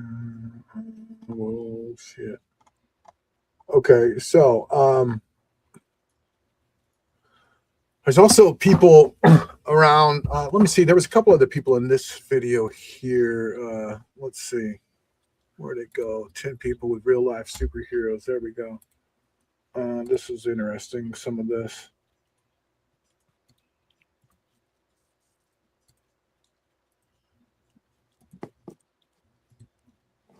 Well, this guy's a real life Flash. He can run forever. He's got one of the most remarkable endurance athletes on the planet. He once ran nonstop for 350 miles in 3 days. He ran across Death Valley. He even ran to the South Pole. He's a superhuman, even amongst ultra endurance athletes. The real life Flash. It's like Forrest Gump. Spider-Man, the French Spider-Man, one of the best climbers on Earth. Famous for free climbing solo things like skyscrapers without ropes or safety harnesses. The only equipment that he carries is a bag of dust. Did he just recently climb the Empire State Building? No, that's not him. No. There's a couple other jerks. Real life Professor X, actress Mary Lou Hinner, apparently has superhuman mental powers. She's a highly superior autobiographical memory, extremely rare condition in which allows her to recall. So she has that same kind of thing. I remember her. Yeah. I can't remember what she was in, but Taxi. Elastigirl, Spanish actor with long limbs, looks like a human skeleton. Okay, all right. So anyway, real life Deadpool. Yeah, I don't know about that one, but I don't think that's a power I would want. Where you get, because everyone's sitting there saying, "Oh, Deadpool is gonna be a cool power, right? He regenerates from everything."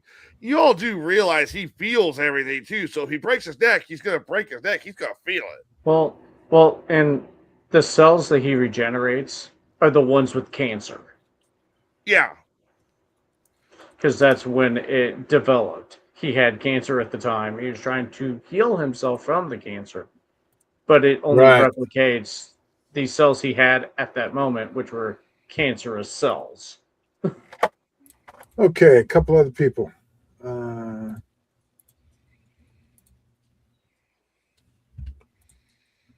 Natasha Dominka. Identifying broken bones and organ damage. You can see inside people's bodies. Moscow and later in London. While scientists X-ray vision. Several radiologists reported that her diagnoses matched medical imaging results more often than chance. Number 4. Isao Machi. There he is. Swordsman. Isao Machi can slice a BB pellet fired at 200 miles per hour with a katana. Researchers from the BBC and Guinness World Records filmed him in ultra slow motion. Man, look at him go. His reaction speed was faster than a trained athlete's ability to even see the projectile. Scientists at the University of Tokyo call his reflexes and he has cool neurologically eyeshadow. Optimized beyond normal limits. Number 3. Excellent eyeliner. Conchetta Antico. Australian artist Conchetta Antico possesses tetrachromacy, an extra color receptor in her eyes. While most humans see about 1 million shades, she can distinguish nearly 100 million. What is the deal? deal? The University of California confirmed her rare X chromosome mutation, explaining why her paintings capture colors others can't even perceive. Wow. Number 2, Stephen Wiltshire. Diagnosed with autism, Stephen Wiltshire can look at a city skyline once, then draw it perfectly from memory. After a 20-minute helicopter ride over New York City, he recreated the entire skyline with every building in proportion.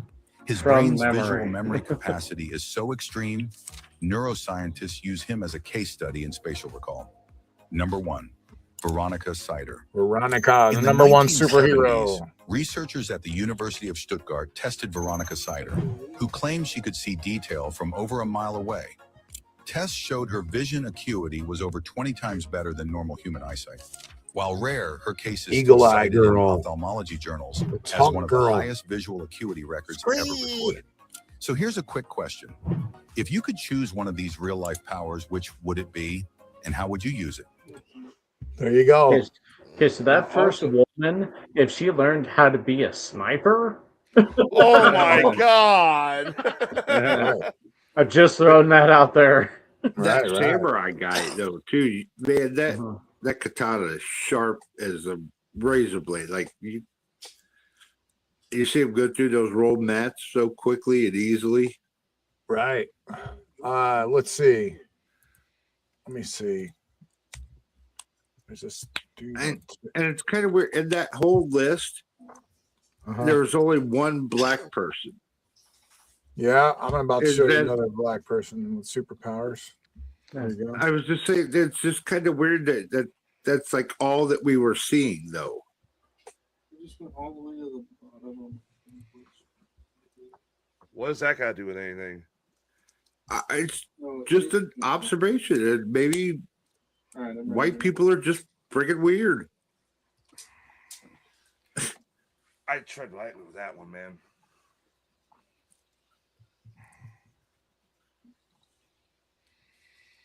Let's see.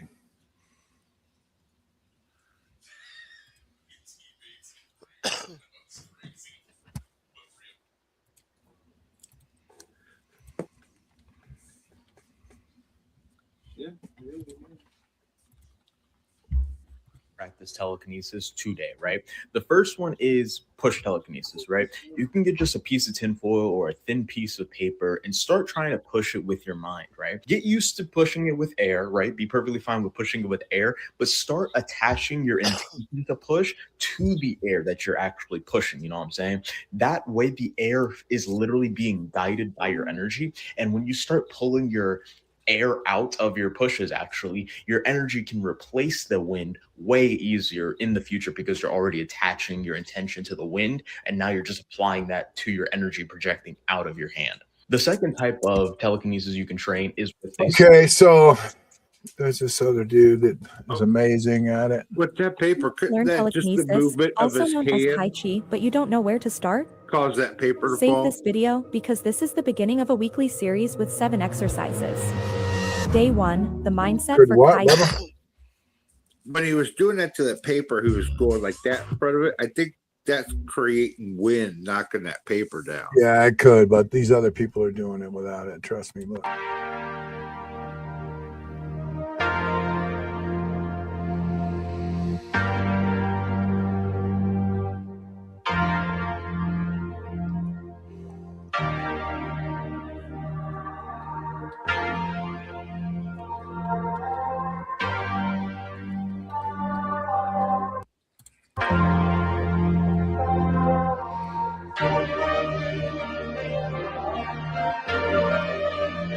I don't know what that was supposed to prove exactly, but hold on. Like, do you really think telekinesis is possible? I mean, these people are doing something, dude. Could be. Yeah, wow. Could be. I mean, like the other ones you could see. What do you call that, brother? Something like that. That's CGI, because I'd be like, all right, grab the spreadsheet paper. Let's see it. There's this one guy that's really good, man, and he teaches people how to do it. I would want to see it done right in front of my face and not, be able to. There's this dude that makes leaves spin in his yard and in his house and stuff. And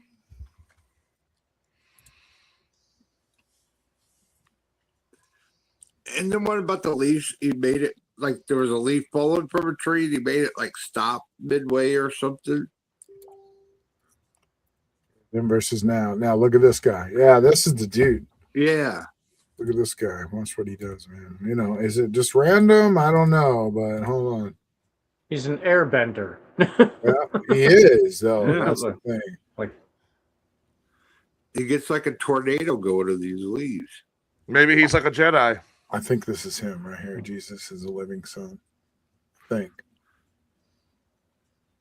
I mean, look, dude's an airbender, man. It's in a circle around him. What the hell's going on there? Hold on. Now. That's this stuff. Yeah, this is him, dude. This guy totally believes in it and teaches people. Watch. You need to sign up for my class tomorrow if you want to learn how to do stuff like this. Of course, now he's selling a class.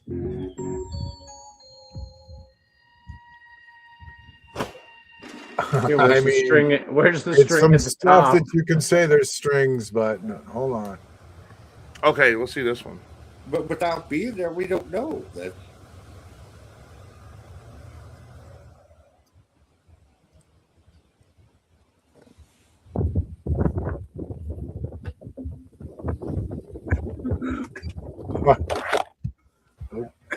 Knock the camera over even. So what's he claiming? He's using the mind to control these objects? The wind? And the wind, yeah. Look. Power of him breaking wind. Watch though, you're just some of the videos, you're just like, wait, this guy's kind of really doing this shit. Really? He's facing the pinwheel from behind. But look at the trees we're supposed to be looking at too, though. Look, just you know, I mean, I don't buy that. I'm sorry, I don't buy that one there. Like the leaf one was cool, I'll say this, but Ending school. Welcome to the coolest school at school.com. The Like Phoenix even- Academy, where you're going to learn how to do stuff like this. If that's not real, it's still pretty cool. Okay, school.com. Let's see what the heck it is. Yeah, what's he charge? Did you hear the wind hit the camera and the leaves? Make a move? choice. Are you ready to be strong? Some of this guy's early stuff where he was just practicing it and he was just like, oh my God, I did it. And he was just like, it was, yeah, think about that. You one day discover that you have some sort of power like that, you're going to be all kinds of fucking like, holy shit. This man just convinced me that superpowers are actually real. Watch this, y'all. Notice the environment before we start. Pay attention, ready? It's just me. I don't work for Marvel. I don't got no team or people. You feel me? It's me in my backyard. It's time to accept the truth, bro. It's only gonna wait. You feel me? This is notice the environment. This is where it gets wild. Now notice me in the environment. Things start moving, the energy shifts. You see that? I didn't see shit that time. Notice the environment. Oh, the trees are moving. This is insane. Hey, stop. Slows down again. Stay weird, y'all. This man just convinced me that superpowers. Stay weird, y'all. I don't know. What's his name? If you want to follow him, his name is Jesus the Living Son. I'm gonna put up his link in the chat. so I just started looking at that school.com thing that he mentioned. Yeah. I'm not if I want to learn how to be a Super Saiyan, apparently. That's I $20 mean, you a want to month. you want to go to superhero school? There you Well, go. that's what I'm looking here. I'll show Is you. it like Hogwarts? Now, what about the people who talk to trees? Right? I Is think this a superpower? I Looks just don't pretty know legit. about that kind of. I don't know. I know the mind can do a lot more than what we know that it can do. What's this dude? Here is But my. I just think that's a stretch. Trees are very wise and can help. Not that one. That was one, man. Hold on. Every shot you take. Asia Noel here, and I am here with Gaia. I am in my backyard. There's no one around me. Oh, I'm going to ask Gaia after I give gratitude to please touch my shoulder. So I'm going to ask her to lower her branch and to please touch my shoulder. So first, let's give gratitude. So, Gaia, I love you. Thank you so much for your friendship, for the energy exchanges, for your shade, for your oxygen, for your companionship, and just the love that you provide overall. I love you, I love you, I love you, and I love you. Now, if you could please lower your branch and touch my shoulder, please. Can you lower your branch and touch my shoulder, please? Lower, lower. It's being Closer to me, pulled. though. Closer to me. Closer It's to being me. pulled. There we go. Can you lower it? Okay, thank you. Thank you so much. I literally just saw the guy in the background run off. Come on now. Come on. I was actually hoping that would be cool because they recently said that the plants do have a vibration or auditory sense that we can't hear that they make, but I was kind of hoping that would be legit. Fuck you. Yeah. I was hoping she was telling the truth. She said, "Fuck you." Well, you see the guy in the background run, but you literally see the guy run in the background. Well, you see I the thought you could- limb bend, like You could severely all of a sudden. It's like, yeah, someone's pulling You could on all, that. and it was coming Or a away string. from her.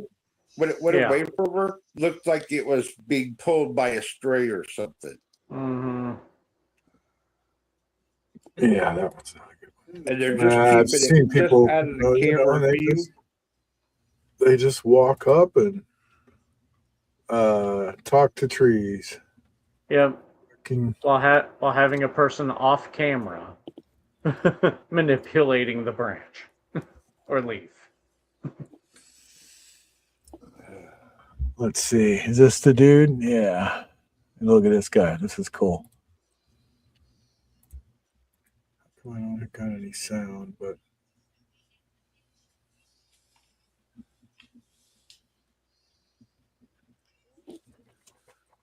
And if you can understand me and you got love for me, touch me in the face. Wow. All right, I'm panning over to the tree. Beautiful mother Gaia. All right. he had to, say something to her first. She already touched me in the head. I ain't even have to say nothing. Unless there's a dude to the right of him Do with that a again. string, If you of can course. understand me and you got love for me, touch me in the face. Right there, But that's pretty cool. Look. Well, okay, in that case there, I can see the whole tree, and there's not, unless there's a string, Yeah. you can't see anybody else bending the tree. So that one, unless there's a string, maybe. What about the guy with the moving trees in his I yard? can't help but be skeptical in all these. I Oh. mean, sorry. I'm trying to be quiet and give, everyone else a chance, but I can't. I don't buy this. What about this guy? It's been long enough. I'm gonna measure the distance right from here. Trigger to my yard right fucking now. Yup, same as last fucking video. I'm telling you guys. I'm telling you. It moved back. It's behind that one now. Where it looks fucking disturbed. It looks like something's fucked up. And look at this. This wasn't like this. Why is this fucking root snapping? How do back? we It's know? time. Let's measure You this didn't bitch. show All right, us. Got the yarn set up. Time to run it all the way to my yard. All right, got it in the same exact spot. Time to measure it out. Yep, fucking knew it. I mean, we could all fucking see it from the last video anyway, but this shit did in fact move back 339.5 feet away. It was 337. That means it moved 2.5 feet back. I swear every time I What is going on with that guy? Or the string just came undone. I'm actually gonna be skeptical of that one too. Well, I don't know. when Like, it's you have to take it to the exact spot. You can't be like a few boards to the left or a few boards to the right. That'll get you your distance. and we don't know. We're not even seeing the exact measurement and know what it was before. He could Yeah. say, "Oh, And, look, I just measured it. It's Camera further edit. back now." Mm-hmm. But That's like the telekinesis. if that is real, it's crazy. But he's not saying though he's doing it. He's just don't know why or how they're moving. Is what he's saying. Well, and let's face it, trees don't move. Well, Not their root systems. Do they Not their react trunk. to human energy though somehow? That we in some way, that profound way that we don't understand. And maybe the tree's trying to run from him or something. Like So Well, you know, these trends are kind of just exploding on the internet. You know, talking trees, branches move. You know, there's one more. Have you seen the video that's going around now? That the guy took a picture, the video of with the branch that's just floating in midair and stopped. oh yeah. He's got just a branch floating in the middle of his yard. It looks like it's like hung on a spider web or something. To me, but it's pretty wild. Though I know what you're talking about. It's just hanging. He tried to claim it was a portal too. It's like, dude, it's a stick. But I don't know. He was like, it's a portal. It's a stick. But the stick like went there and it just stayed there, right? It was midair. cool. He just keeps filming it. If you hit the guy in the head with the stick, I'm sure he'll think he's somewhere else. Kansas. Well, there you go. Are people starting to get superpowers? We don't know, but the evidence seems to show like human potential is vast and underutilized, maybe. And some of the what they called superpowers is a syndrome. It's something that's not right with that person. It's something unusual and wrong with it. You know, Well, I wouldn't go as far as to say it's wrong. I but don't mean that in a bad way. I mean wrong because it's just not genetics. normal. You know, there's genetics give some people a head start. For some people, it's training. You know, it unlocks powers. Perhaps collective consciousness or environmental shifts are just amplifying it somehow. But anyhow, that's about it. In a chaotic world, these stories kind of inspire hope. Maybe you might not move bottles with your mind tomorrow, but Rob, but you can try. Adam, you can try Wim Hof breathing. All right, that is something you can do. I have gotten my breath to hold at like my best of times. I've gotten 3 minutes. You can That's practice focus and connecting with nature, and who knows, you might reveal your own hidden abilities, Adam. Yay! There's quite a few. I can be special. The people that can hold their breath long underwater, some people can. It does, like Rob said, it takes a lot of training. A lot of training your breath. Yeah. So what do you guys think, listeners and watchers out there? Have you tried the tree challenge? We should try it. Everybody try it when you get a chance. And next week we'll see if the tree. I don't know that I want a tree your branch touching me. Touches you. I mean, if a branch touches you. Or have you ever seen any convincing telekinesis in your life ever? Or had your own kind of weird experience? Let us know. Share it in the comments or write us a letter. Weird Frequencies TV at hotmail.com or at gmail.com. Sorry, Weird Frequencies TV at gmail.com. or just send us a message or whatever. So, yeah.